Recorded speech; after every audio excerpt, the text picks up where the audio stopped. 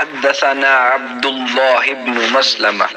قال أخبرنا مالك عن يحيى بن سعيد عن محمد بن إبراهيم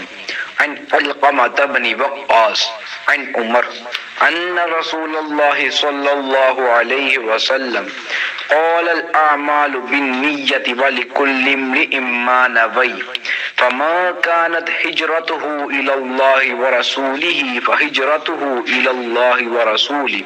وما كانت هجرته لدنيا يصيبها أو امرأة يتزوجها فهجرته إلى ما هاجر إليه. حضرت صلی اللہ علیہ وآلہ وسلم نے فرمایا، عمل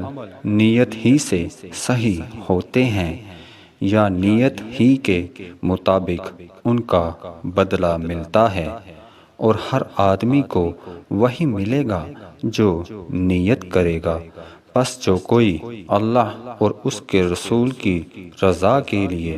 ہجرت کرے، اس کی ہجرت اللہ اور اس کے رسول کی طرف ہوگی، اور جو کوئی دنیا کمانے کے لیے یا کسی عورت سے شادی کرنے کے لیے ہجرت کرے گا تو اس کی ہجرت انہی کاموں کے لیے ہوگی۔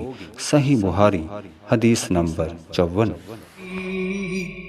وہ نقطہ بھی، خط بھی، دائرہ بھی، وہ خود نظارہ